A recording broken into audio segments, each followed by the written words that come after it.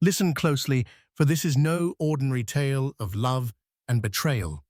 This is a story of fortunes won and lost, of secrets concealed behind polished smiles, and of a man who vanished at the very moment his pregnant wife needed him most. While he jetted off to Paris with his mistress, indulging in champagne by the Eiffel Tower, his wife was left alone in a hospital room, labor pains tearing at her with every breath. Before he could savor his romantic getaway, fate took its toll. An unexpected social media post, two newborns wrapped in blankets clutching a single piece of paper, brought his entire empire crashing down.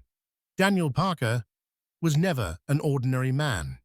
He grew up in Chicago in a well-to-do family that prided itself on luxurious living and proud old money traditions. He attended every prestigious summer camp, was on the advanced chess team in high school, and later graduated from the University of Chicago with a degree in finance. People around him often said he was destined for greatness. It was as though success had been woven into his DNA, passed down from his banker father and philanthropic mother. But Daniel's greatest pride was not his inherited wealth or the brand new sports cars he drove each year. His real pride came from the business he built from scratch, Parker Capital Ventures. By the age of 32, Daniel was already recognized as one of Chicago's most ambitious investors, often featured in financial magazines. He was a regular presence at high-profile charity galas, rubbing shoulders with the likes of Bill Ackman and Ken Griffin, real Wall Street legends, forging the sense that he was walking among giants and sometimes walking over others. At 28, Daniel married a woman named Alicia Morgan, a bright-eyed artist from Boston who had moved to Chicago after graduating from the Rhode Island School of Design. Alicia's creative perspective balanced Daniel's number-crunching mind perfectly. They met at an art exhibition in Millennium Park, where Alicia's paintings of surreal cityscapes caught Daniel's attention. Their relationship was a whirlwind romance. Morning coffees turned into late-night strolls by the lake, culminating in a lavish wedding at the historic Drake Hotel. She brought warmth and color into his black-and-white business world. He adored her vibrant spirit. She admired his tenacity and drive. The early years of their marriage were a golden dream. Alicia's art studio thrived with customers. Daniel's business soared, and they both traveled across Europe and Asia for leisure. Their social media accounts were filled with snapshots from Santorini sunsets to Tokyo's neon-lit streets. Friends envied their seemingly perfect union, but beneath the polished exterior, cracks were forming. Daniel's obsession with expanding Parker Capital Ventures began to overshadow everything. Late nights at the office replaced romantic dinners, and Alicia's once lively conversation became stifled by Daniel's repeated excuses. It was only a matter of time before the longing for affection found a dangerous outlet. Alicia's pregnancy came as a gift. She had been hoping for children for 2 years, and after a doctor's visit, she discovered she was carrying twins.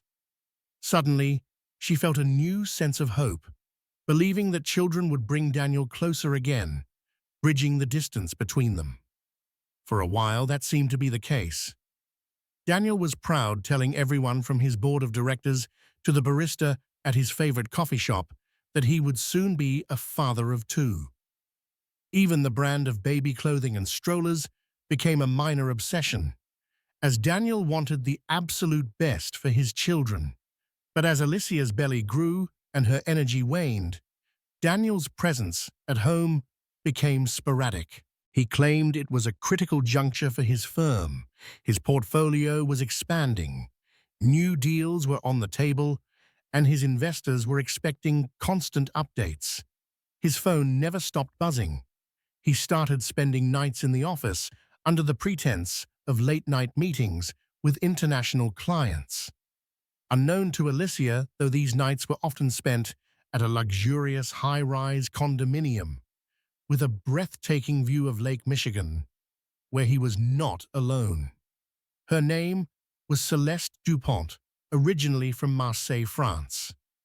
She had moved to Chicago 2 years prior to work for a modeling agency.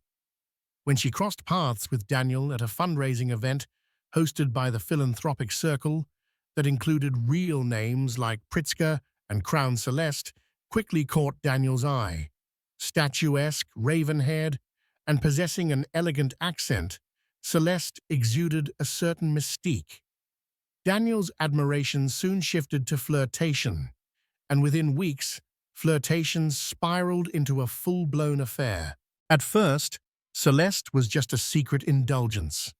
Daniel's well-practiced charm flattered her, his expensive gifts dazzled her, and his connections to Chicago's elites promised her glamorous opportunities. She thought it harmless, a fleeting romance with a wealthy man. But as months went by, she became more ambitious. She recognized Daniel's desperation for novelty, his restlessness in a dull marriage. She tapped into that dissatisfaction, slowly encouraging him to spend more time and money on her. Over candlelit dinners, in Michelin-starred restaurants, Celeste laid out the fantasy of freedom and passion he was missing at home. She never spoke of Alicia, and Daniel never bothered to mention the pregnancy. In Celeste's world, there was only the two of them. Alicia was no fool. While her initial focus had been on painting a new series of canvases dedicated to impending motherhood, she gradually felt something shift in Daniel's behavior. The subtle changes first manifested in his cologne, a lingering scent of perfume on his suit jacket. Other times, he would come home late with no logical explanation, or his phone would ring incessantly with calls he refused to answer in front of her. She tried ignoring it, convincing herself it was just business stress.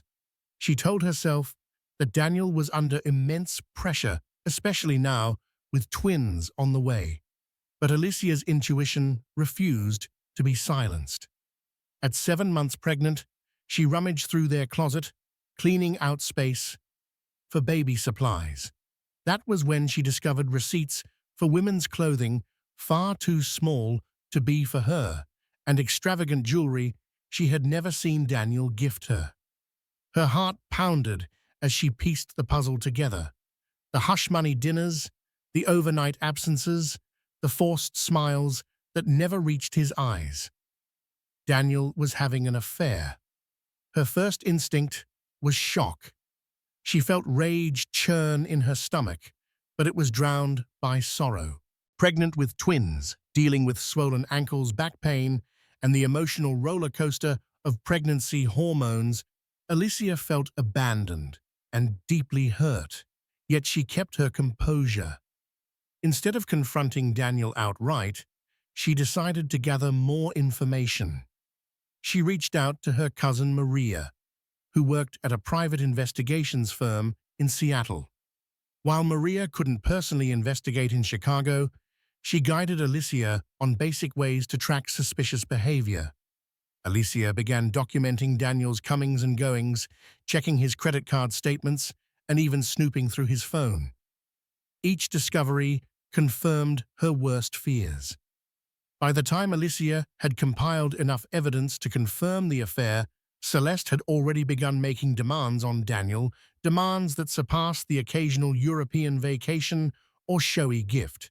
She wanted something big, something that would set her apart from all of Daniel's usual corporate acquaintances. She wanted a trip to Paris, her homeland, but not just any trip, a whirlwind romantic getaway, complete with 5-star hotels, private tours of the Louvre, and first-class flights.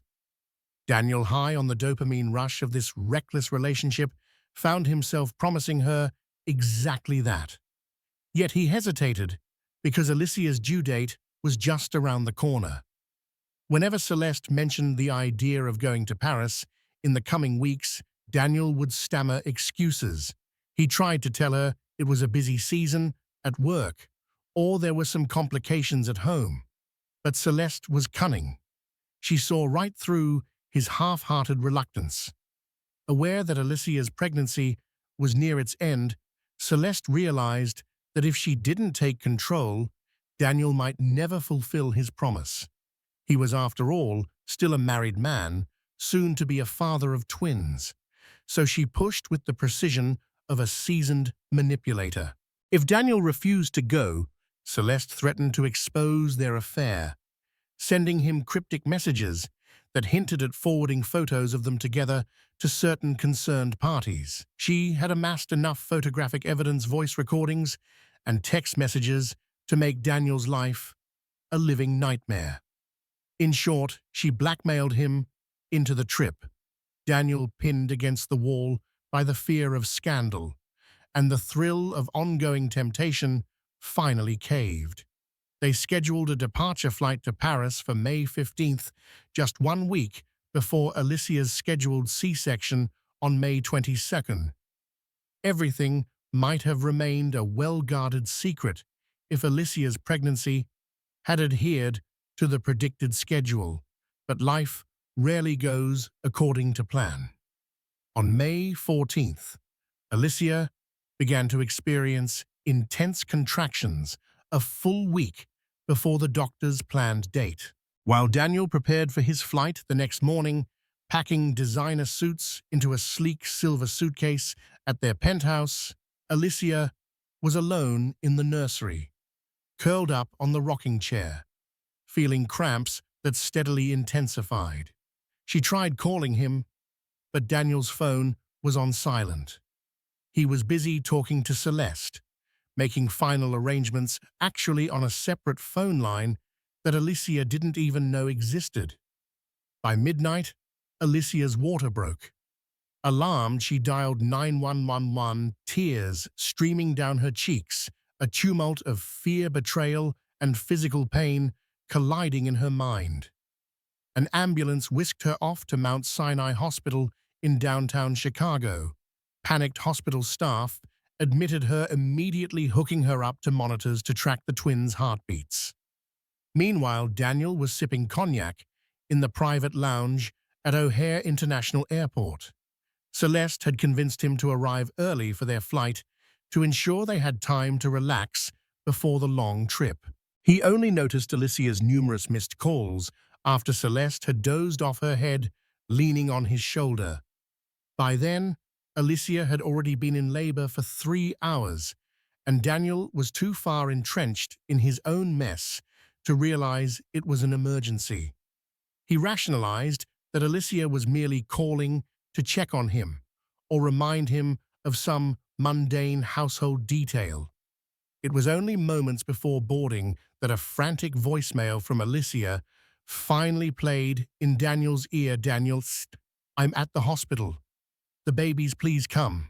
I'm scared." His face turned ashen. In that instant, a war raged within him. Logic and moral duty dictated he should run to his wife's side. Selfishness, lust, and fear of Celeste's blackmail shackled him to a promise he had made. In a choice he would forever regret, he turned off his phone and boarded the plane. Alicia's labor was complicated but successful. By the time the sun rose over the Chicago skyline, she had given birth to 2 healthy boys, though the process had taxed her body severely. Painkillers clouded her senses, but her heartbreak was sharper than ever. With shaky hands, she asked the nurse if her husband had arrived. The nurse, face soft with concern, explained that there was no one in the waiting room for her. Alicia felt crushed. She had never imagined Daniel would abandon her at this moment. The heartbreak felt like a physical wound, impossible to ignore, even amid the joy of motherhood. Her mother, Linda Morgan, flew in from Boston as soon as she received the hospital's call. Seeing Alicia so fragile, Linda offered what comfort she could. But Alicia's bitterness was palpable. She had decided that if Daniel could betray her at such a critical moment, she would not shield him from the consequences anymore. As she cradled her newborn sons, whom she named Oliver and Isaac, an idea began to form in her mind. Alicia recalled the legal documents Daniel once asked her to keep safe in their home office. Among them was the deed to Parker Capital Ventures, the controlling share agreement he had drawn up when he initially launched the company.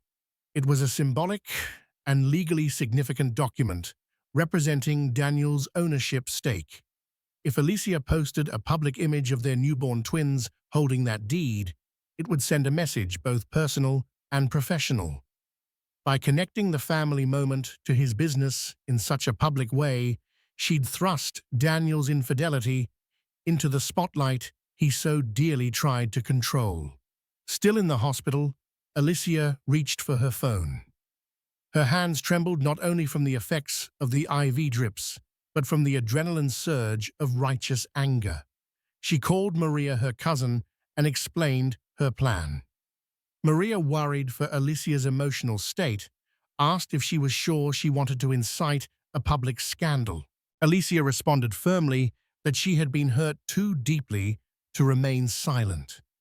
If Daniel thought he could discard her and the twins for a romantic escapade, he was sorely mistaken. With Maria's help, Alicia prepared the perfect social media post. She had already taken a photo earlier, a tender snapshot of Oliver and Isaac, each swaddled in a pale blue blanket, lying side by side with the Parker Capital Ventures deed placed near their tiny hands. The photo was innocent, yet potent, an unmistakable emblem of Daniel's responsibilities as a father and a business owner. Alicia typed a caption that read, "Welcome to the world, Oliver and Isaac Parker. While your father is off in Paris on business, we want to let him know that we hold his most prized possession in our hands, his legacy and our future. Hashtag family first at Parker Twins. Love should always so first." The moment she hit share, the post went live on Facebook, Instagram, and Twitter. Within an hour, Alicia's phone buzzed non-stop with messages of shock, support, and outrage. Friends who had been clueless about Daniel's affair, old classmates, business associates, everyone was tagged or forwarded the post. It spread beyond her immediate network, quickly garnering thousands of reactions. Local Chicago bloggers picked up on the drama, and soon it reached the trending tab, overshadowing Daniel's carefully cultivated corporate image. While Daniel and Celeste were flying over the Atlantic, oblivious to the chaos brewing below, Alicia's post was turning into a viral phenomenon. When Daniel landed at Charles de Gaulle Airport in Paris, he turned on his phone to a barrage of notifications that nearly crashed his system. He noticed calls from his mother, Linda Morgan, his best friend, Robert Harding, and countless texts from business colleagues. His heart pounded as he read messages demanding to know if the viral post was real. Others condemned him for his absence during his wife's labor. Some even threatened to withdraw their investments from Parker Capital Ventures if the scandal tarnished the firm's reputation further. Celeste, initially thrilled to touch down in her homeland, was soon faced with a frantic, panic-stricken Daniel. He sank into one of the plush seats in the airport lounge, scrolling feverishly through social media. There it was, the picture of his newborn twins, only hours old, with that deed. The caption was a scorching indictment of his failure as a husband and father. He felt a cold sweat grip him, and the weight of his decision crashed upon his shoulders. Celeste tried to comfort him, but Daniel pushed her hand away, his mind spinning with how to contain the damage. He called Alicia, but she refused to answer. He called Linda Morgan, who berated him the moment she picked up, calling him a disgrace. He tried to explain himself, stuttering excuses about urgent business matters, but Linda would have none of it. "Your wife just delivered twins alone," she snapped, "and the entire city knows you chose to be with your mistress." How do you think that looks? Daniel swallowed hard, realizing that he had no immediate solution to this mess. Panic coursed through his veins as he realized that the scandal was not just personal, it threatened his entire life's work. For the next 2 days, Daniel struggled to perform the balancing act of damage control from a Paris hotel suite. He spent hours on conference calls with his board of directors. Stocks for Parker Capital Ventures hadn't yet plummeted, but rumors circulated about a possible investor revolt. Clients who once saw Daniel as a financial prodigy now worried about his judgment and stability.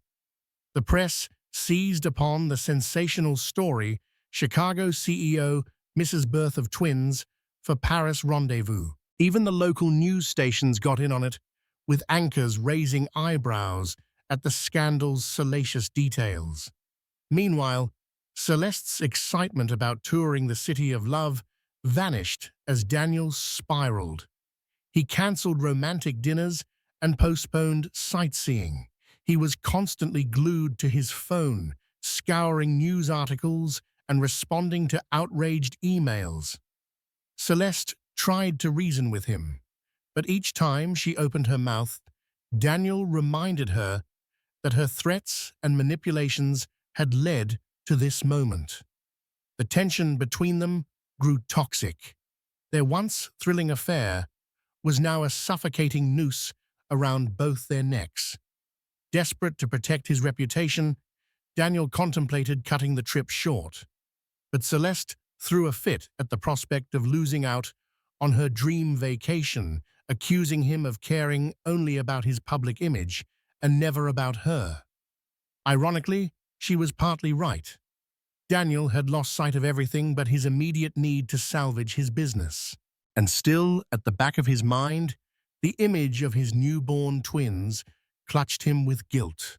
He felt powerless and trapped in a foreign city, unwilling to risk an ugly scene at the airport if Celeste decided to retaliate by exposing him to the press even further. Back in Chicago, Alicia was recovering. The twins Oliver and Isaac were healthy, but required the usual intense care of newborns. Alicia had to juggle feeding schedules, diaper changes, and her own postpartum recovery.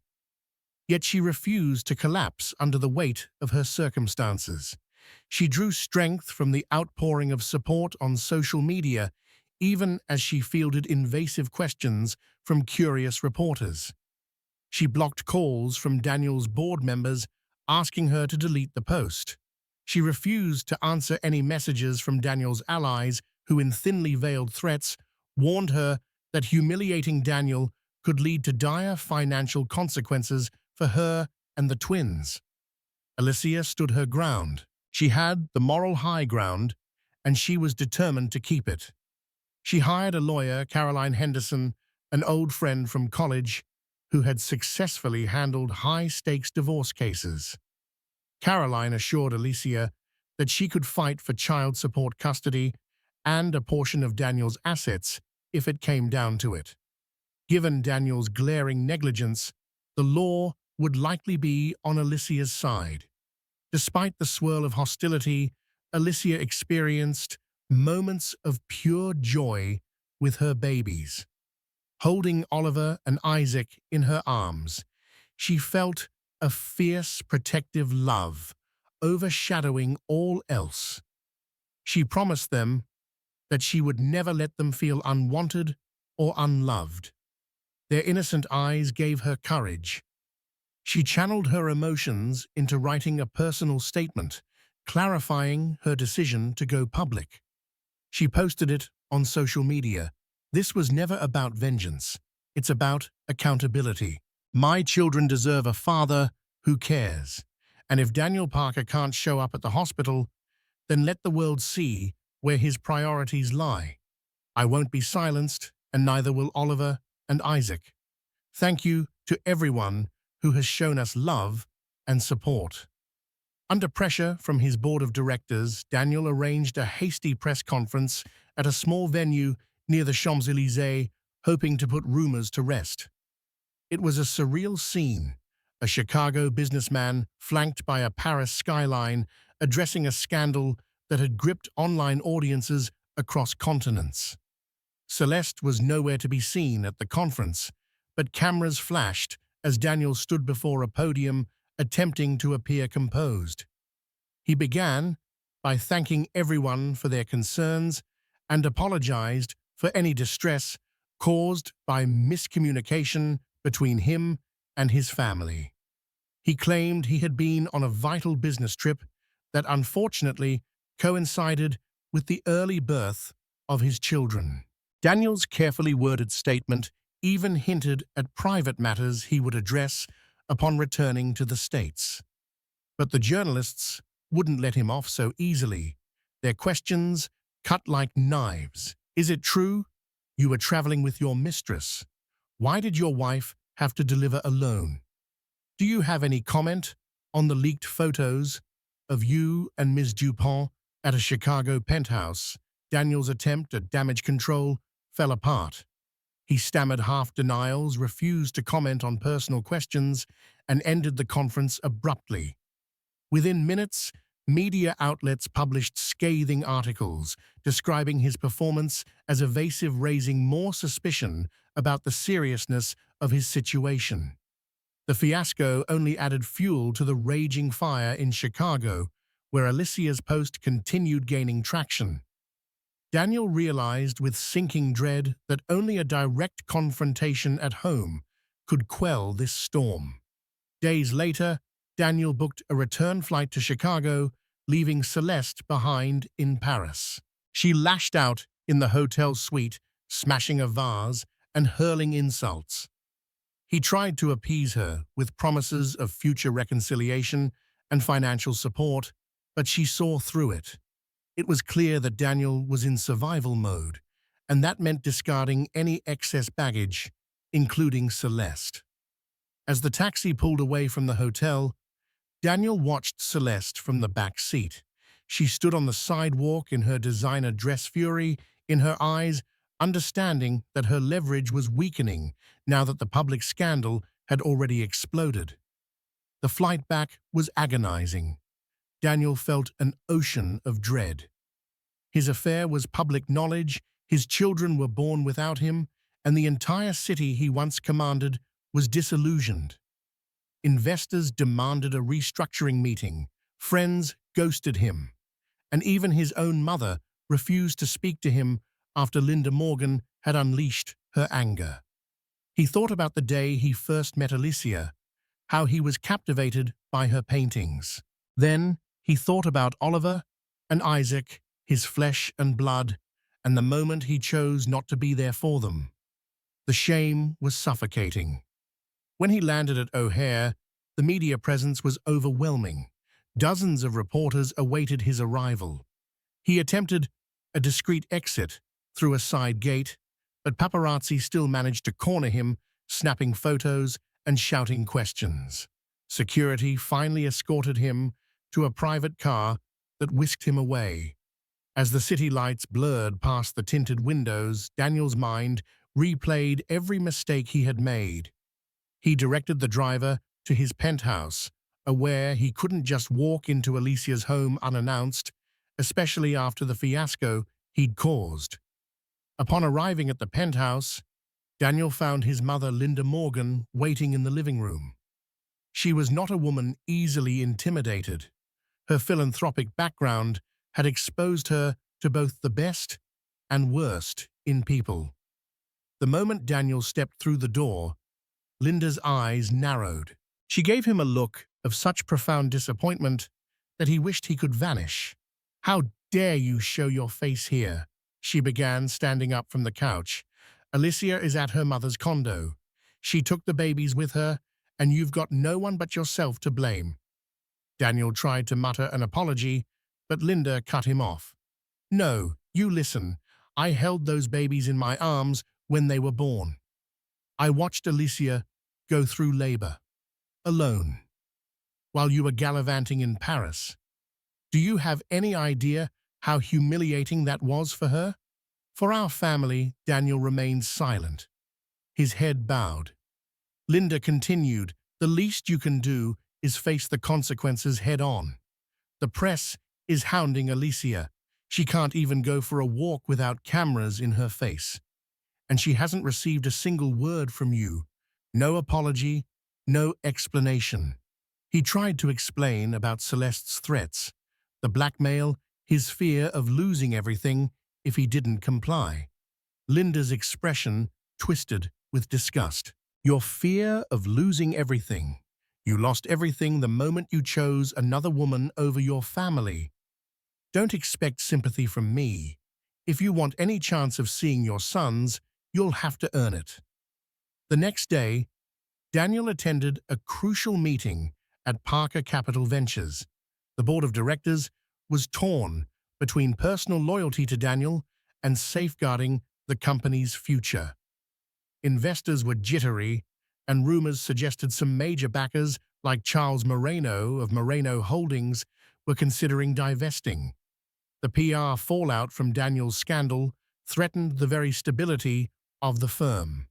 Robert Harding, a longtime friend and COO of Parker Capital Ventures, stood up during the meeting and held nothing back. Daniel, I covered for you as long as I could. But this fiasco is beyond anything we've experienced. We need to reassure our investors, and that might mean stepping down as CEO temporarily to distance the company's image from your personal scandal. Step down, Daniel echoed, his voice almost a whisper. This company had been his lifeblood. He had built it from a small fund into a powerhouse. The thought of relinquishing control was terrifying. Yet the board members nodded solemnly. They recounted the avalanche of negative press, online vitriol, and corporate partners distancing themselves. Daniel realized that they were right. If he stayed on, the brand might never recover. Reluctantly, Daniel agreed to a temporary leave of absence. He would appoint Robert as interim CEO, while publicly announcing a focus on his family matters. The plan was to buy time for damage control in the hope that the scandal would settle. Despite the heartbreak, Daniel realized it might also be an opportunity to make amends with Alicia and the twins. Perhaps if he could regain her trust, or at least salvage some relationship with his children, his personal life could heal, making a future corporate comeback more plausible. That evening, Daniel decided to visit Alicia at her mother's condo in the suburbs. Clutching a bouquet of white lilies, her favorite, he knocked on the door. Linda answered. She eyed the flowers, but made no move to invite him in. Alicia's mother, Nancy Morgan, soon appeared behind Linda, equally stern. Daniel felt as though he were a child who had broken the most important rule, awaiting punishment. "Can I see Alicia?" he asked softly, voice trembling with regret. Linda looked over at Nancy, and after a tense moment, they allowed him inside. The condo was modest compared to the luxurious penthouse he was used to, but it felt warm, filled with family photos and the smell of home-cooked meals. It was a sharp contrast to the cold marble floors of his city residence. Alicia stood in the living room, holding Isaac in her arms, while Oliver slept in a bassinet nearby. She was pale, tired, but her eyes brimmed with a fierce resolve Daniel had never witnessed before. Without waiting for him to speak, she whispered, "They're doing fine. Healthy babies. Not that you bothered to find out." Daniel exhaled, swallowing the lump in his throat. "Alicia, I'm sorry. I know words mean nothing at this point, but I need you to know that I regret everything. I was blinded by stupidity, by vanity, and I hurt you more than I can ever repair." She studied him for a long moment. Then, in a calm tone that belied the anger she must have felt, Alicia said, "Regret doesn't undo what you did.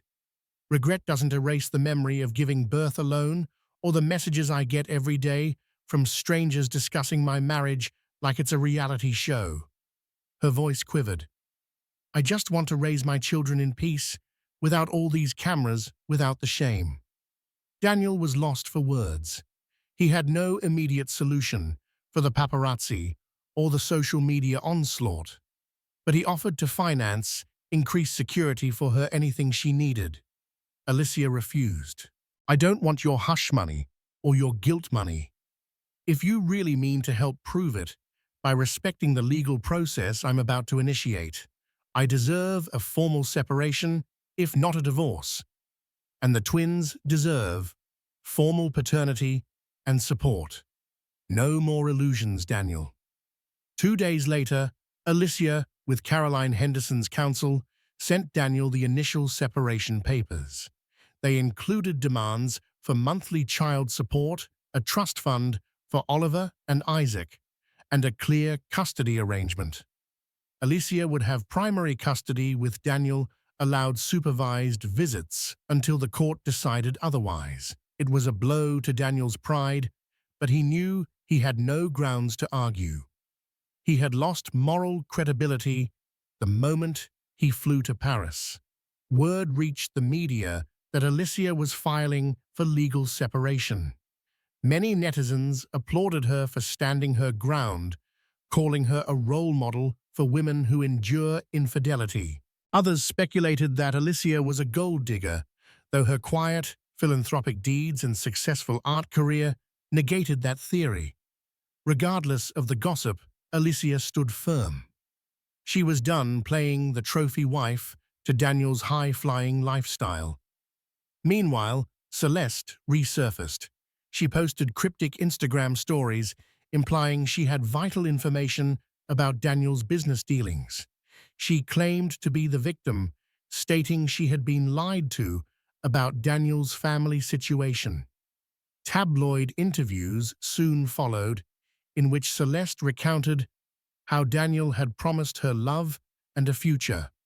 Though the public sentiment largely labeled her a homewrecker, some fell for her sob story. Daniel's name was once again dragged through the mud, fueling the tabloid circus. Robert Harding pleaded with Daniel to stop Celeste's media campaign, but Daniel was powerless. Ironically, Celeste's blackmailing potential was weaker now that the affair was already public. At best, he could only wait for her 15 minutes of fame to blow over. As the scandal raged, Parker Capital Ventures faced a tipping point.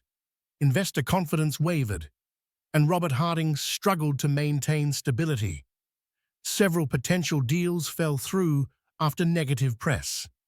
Companies like Redwood Investments and Langley Associates cited the fiasco as a risk factor. Desperate to preserve the company's future, Daniel, still majority shareholder, approved a series of cost-cutting measures and personally offered to inject more capital. It stung to part with a chunk of his personal fortune he once used to woo Celeste, but it was essential to prove Parker Capital Ventures could weather the storm. A shareholders' meeting convened downtown. On the agenda, whether Daniel's removal as CEO should become permanent. Daniel attended, flanked by Robert and legal counsel. He admitted his personal failings, but insisted he could still lead the company once the crisis abated. The atmosphere was tense. Though some shareholders were eager to move on, without Daniel, others recognized that his business acumen had for years guided the firm to exponential growth. After hours of debate, they decided to keep Daniel as a shareholder but maintain Robert Harding as CEO until a further review in 6 months. The compromise was far from ideal for Daniel, but it was better than outright removal. Despite the upheaval, Daniel's paternal instincts finally emerged. He arranged with Alicia to see the twins during scheduled visits, supervised by either Linda or Nancy Morgan. The first time he held Oliver in his arms, the baby blinked up at him with big, curious eyes. Isaac was asleep, swaddled in Alicia's arms. The weight of fatherhood struck Daniel with a depth of emotion he hadn't anticipated. He remembered Alicia's post, the heartbreak behind it, and he silently vowed never to fail them like this again. Alicia kept her distance, Her posture was rigid whenever Daniel was around. She allowed him to feed the babies their bottles, but kept conversation minimal, focusing only on what was necessary for the twins' welfare. Once, as Daniel gently rocked Isaac, he tried to apologize again. Alicia exhaled, burying her face in her hands. "You can't undo it. I wish you could, but you can't. The best you can do is be a good father now. That's all I want." Although she remained guarded, Alicia wasn't cruel. She saw Daniel's genuine remorse, but the scars ran deep. She had no illusions that forgiveness would arrive overnight. When he left, she watched him go, feeling a cocktail of anger, hurt, and a flicker of pity. Back in Paris, Celeste Johnson's stories took a turn. She claimed Daniel had coerced her with promises of marriage if she got pregnant. She subtly hinted she might be expecting. The tabloids ate it up. To quell more rumors, Daniel did a paternity test through a private French clinic when Celeste insisted she was pregnant. The test results, weeks later, revealed she was not pregnant. It had been a lie, presumably, to cling to the last shreds of fame and possible financial gain. Her deception exposed Celeste's media attention plummeted. She found herself blacklisted in certain modeling circles as agencies detested scandal overshadowing their brand. Alone, and without Daniel's financial safety net, she faded from the limelight, occasionally popping up in tabloids for drunken altercations or bizarre claims.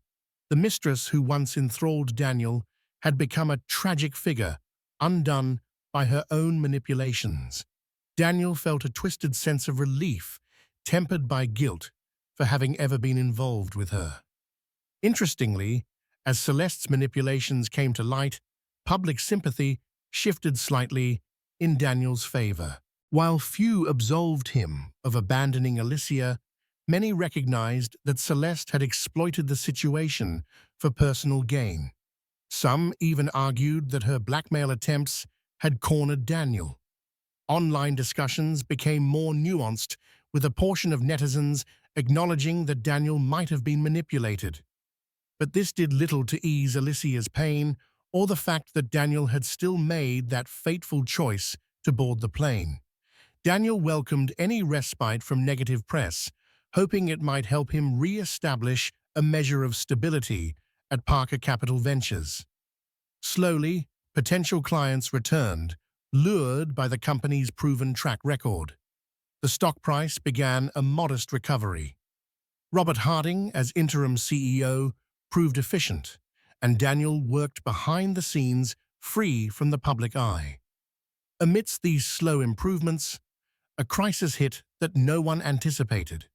Alicia's father, Marcus Morgan, suffered a stroke. Doctors quickly operated, but his condition was critical. Alicia spent long nights at the hospital, refusing to leave his side. In these dire moments, Daniel stepped up in a way she never expected. He quietly arranged for the best neurologists from Rush University Medical Center to consult on Marcus's case. He also covered any medical expenses without making a fuss about it.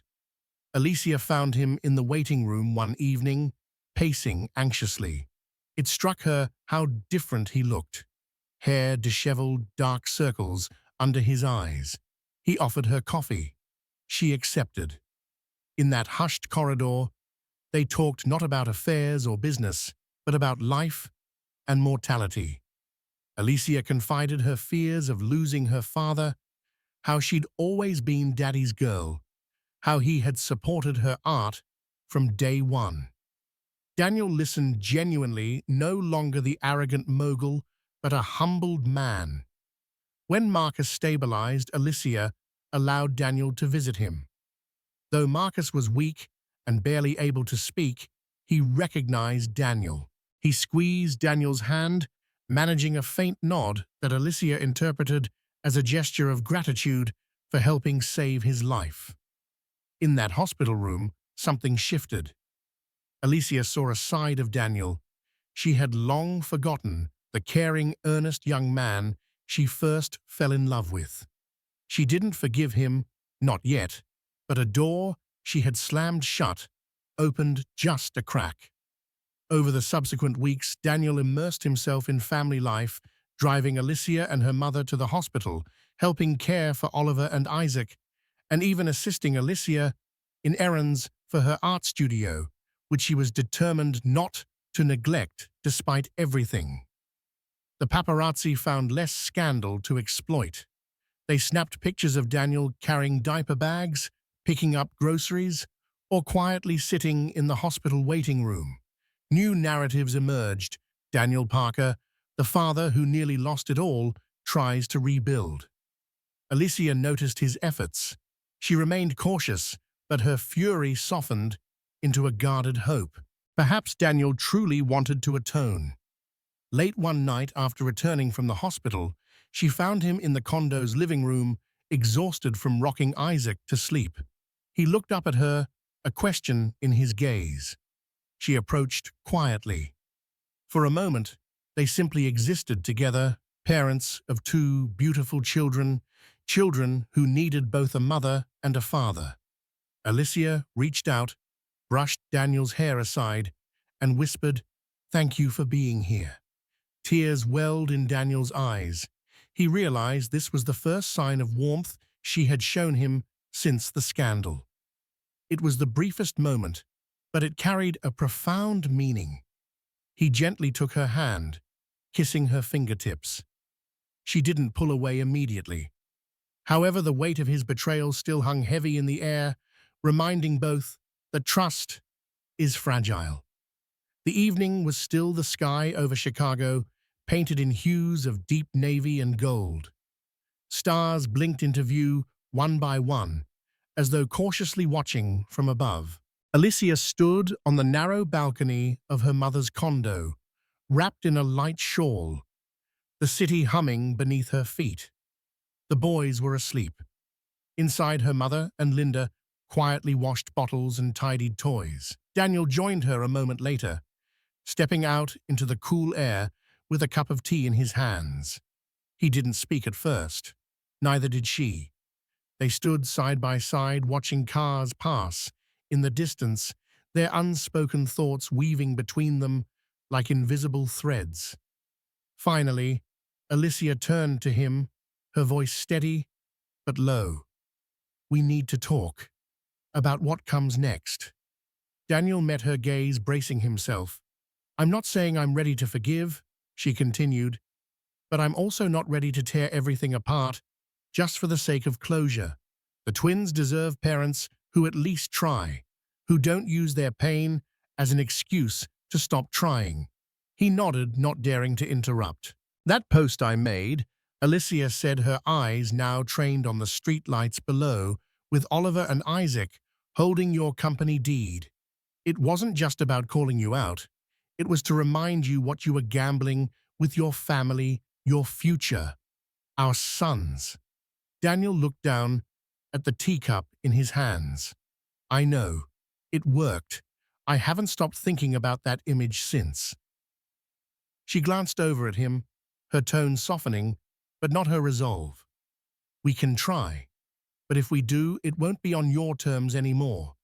There will be boundaries and complete transparency." "You'll have it," he said quickly. "Whatever you need. I don't want to be the man I was. Not ever again." "I'll need time," she said. "We'll need counseling. And you'll need to keep up your end of everything: support for the twins, accountability, no more secrets. Not one." "I'm committed," Daniel said. "To the boys, to this process. And to you, if you'll let me earn my way back." Alicia studied his face.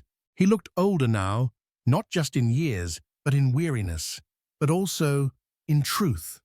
There was something steadier in him, something that hadn't been there during the height of his charm and ambition. Inside, a faint whimper came from the twins' room. Daniel instinctively turned, but Alicia gently touched his arm. "I've got it," she said, "but thank you." He nodded, letting her pass, and stood alone on the balcony, as the door closed softly behind her. It wasn't reconciliation. Not yet. But it was real. Honest. And that was more than they'd had in a long, long time. Healing is never linear. Alicia had learned that the hard way.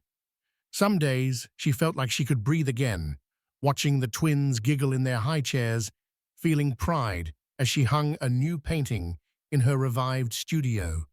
But other days, memories gripped her like ice around the ribs. She'd suddenly remember the hospital room, the silence of labor without Daniel, and that crushing moment she realized he had chosen someone else during the most vulnerable chapter of their lives.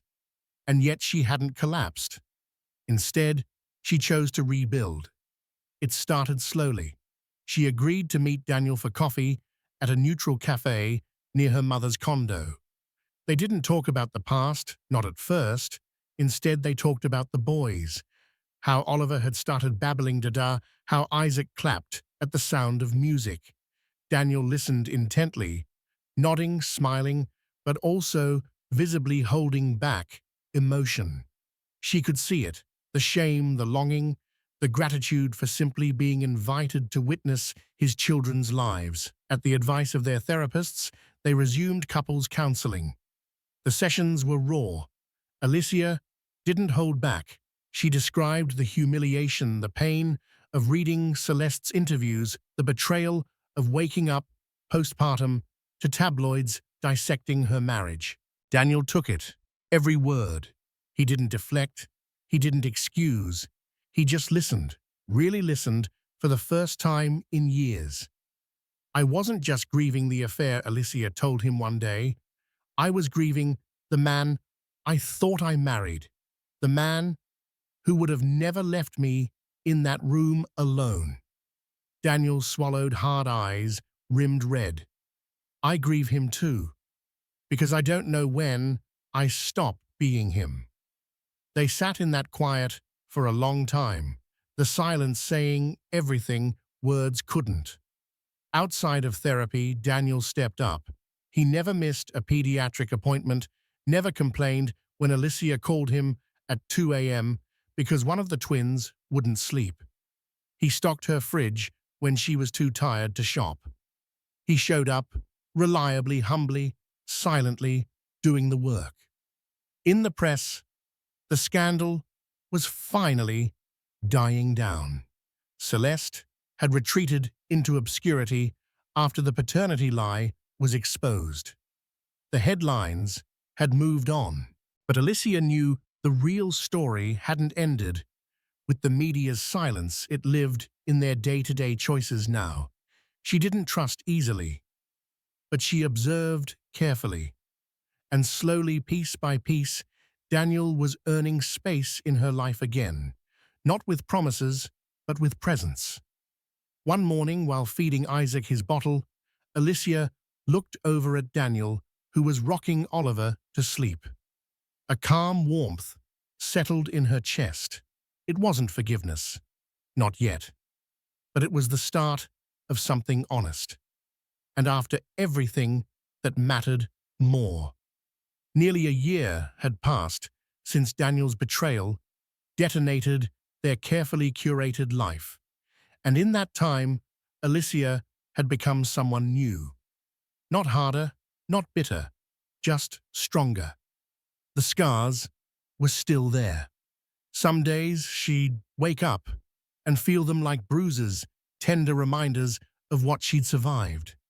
But on most mornings now, it wasn't pain that greeted her first, it was purpose. This morning was one of those. The air in Lake Geneva, Wisconsin, was crisp, scented with pine and the distant smoke of lakeside cabins. Alicia stood by the porch, watching Oliver and Isaac wobble across the grass with their toy buckets, chasing ducks and laughing uncontrollably. Nearby, Daniel crouched beside them, his hands steadying Oliver, his voice patient and warm. This quiet moment was a miracle. Alicia wrapped her cardigan tighter and joined them. When Daniel looked up, he didn't say anything. He just smiled softly, cautiously, as if still unsure if he was allowed to. Later, they strolled by the water, the boys asleep, back at the cabin, with Nancy and Linda. The lake shimmered under the setting sun, casting hues of gold and rose across its surface. Daniel reached for Alicia's hand, hesitating. She let him take it. Neither spoke for a while. Finally, Daniel whispered, "I know I still have a long way to go, but I meant it when I said I want us to be a family again." Alicia looked ahead, letting the silence hold them both. The past didn't vanish. It walked beside them always. But in the weight of Daniel's words, in the sincerity etched into his face, she saw something more than regret. She saw growth. "You hurt me in a way I never thought possible," she said quietly, "but I've seen who you're trying to become. And the boys, they need that version of you. So do I." She turned to him, eyes soft but firm. "We'll try. We'll see if we can rebuild something better. But I won't pretend anymore, and I won't carry this alone." Daniel nodded, emotion catching in his throat. No more secrets, no more lies. They stood at the edge of the water, the wind gentle around them, and embraced, not with naivety, not with blind hope, but with earned effort. It wasn't a perfect ending, but it was a beginning, and sometimes that was enough. Thank you for joining us on this emotional roller coaster where love, betrayal, despair, and redemption collided under the harsh glare of public scrutiny. Daniel and Alicia's journey reminds us that no matter how privileged or successful someone appears, true strength lies in accountability and the courage to heal. This story serves as a testament that even the deepest wounds can scar over with the salve of genuine remorse, steadfast commitment, and the pure innocence of children who deserve their parents' very best. If you found yourself caught up in the heartbreak and hope that wove through every chapter, please show your support. Like this video, share it with friends who might need a dose of inspiration, and subscribe to our channel for more captivating stories of life's most profound struggles and triumphs. Your engagement helps us continue bringing real stories that resonate with the human heart.